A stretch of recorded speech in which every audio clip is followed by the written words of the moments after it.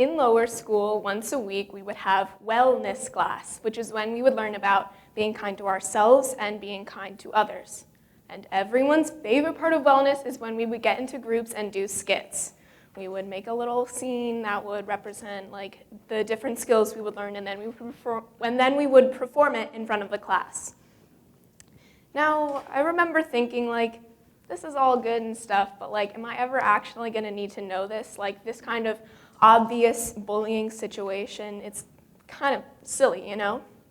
And I was right in the fact that not all situations of bullying or harassment are obvious, but I was wrong in the fact that we would never actually need to know these skills.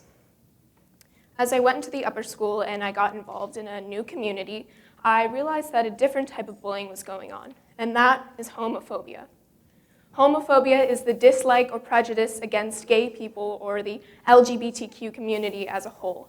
Now, when you hear homophobia, you might think of someone going up to someone who is gay or maybe rumored to be gay and verbally or physically harassing or bullying them. But there's also a more indirect type of homophobia that happens, and it's more common among teenagers. An example of this is if you call an event or an object gay when you actually mean that it's stupid or lame. Like, oh, this homework assignment, I don't want to do it, it's so gay. And if you're implying that gay is synonymous to stupid, that's homophobia. Another type of homophobia that I hear almost every day in the halls at school is no homo.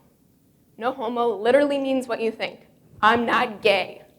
I hear this almost every day at school. And although it's generally between two guys, not just guys do it. So. An example of this would be if two dudes are in between classes, like playing around because of whatever disagreement, and one pushes the other. But right after they say, no homo though. Because maybe they think that pushing the other person or touching them implies that they're being affectionate to them and therefore gay, and therefore something you should avoid. Now, before you say, oh, it's just a silly phrase, this isn't having any impact, you'd be surprised to know that no homo is having a large impact on the LGBTQ community and teens in general. On one end, every time you say no homo, you're desensitizing homophobia and making it seem like the norm or an okay thing to do. No homo has become an instinct for people to say every time they find themselves in a situation that in their minds might look to someone else like it's some kind of gay thing that's happening. But also, when I hear no homo, I get insulted. As someone who identifies as LGBTQ+, every time I hear no homo, it seems like you're spitting on my identity and my community. And that's insulting to me. When I hear no homo, I can only imagine the other LGBTQ teens that might not be out to their peers or family, and hearing no homo and hearing the homophobia that's coming from their peers is only going to push them further into the closet and make them feel more insecure about their identity. From a collection of sources listed by the Trevor Project, it said that LGBT youth are 5 times as likely as heterosexual youth to have attempted suicide. And each episode of LGBT victimization more than doubles the likelihood of self-harm by those teens. So before you say it's just a silly phrase, know that no homo is hurting people and it's killing people. I did a little research, and one of the first sites that popped up when I started to Google this was the Wikipedia page for no homo. And that's kind of when it clicked that this isn't just a problem that's happening at Flint Hill or something that started this year. This is a crisis on a much larger scale. Upon further research, I found out that no homo originated in late 90s hip-hop, when if an artist thought that a lyric or a theme in their song was inadvertently gay, they would use no homo not necessarily to address homosexuality, but to deflect any attacks on their masculinity that would come from other people in the community. I'm not saying that hip-hop artists are homophobic. I'm saying that no homo is homophobic, and when they put that in their songs, they're not realizing it. So what can you do? What do you do when you hear no homo? The easiest thing to do is do nothing. Just stay in your own little bubble. Your silence conveys agreement.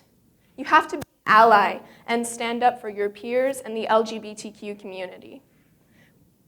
At Hill, we promote allyship, which is being an active supporter of the LGBTQ community. Keyword active. Because if you're sitting there and you hear no homo and you don't do anything, you're not being an ally. So then what do you do?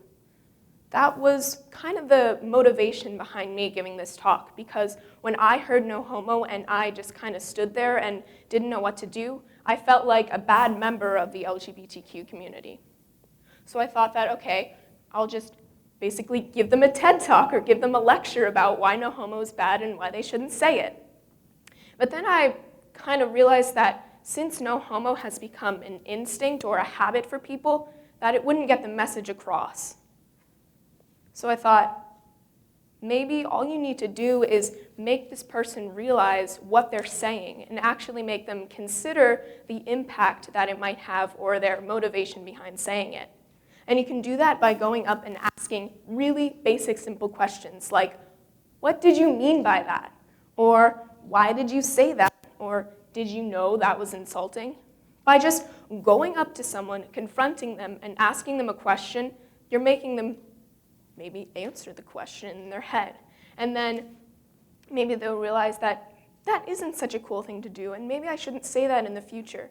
And then that's one less person that's spreading homophobia in school. And although it may seem hard when you're in your little bubble or having your own conversation to step out and confront someone, we already know how to do this. We've been being taught since lower school how to be an upstander and stand up for what you believe in. So the next time you hear no homo, go up and ask them a question. Ask them what they meant when they said that.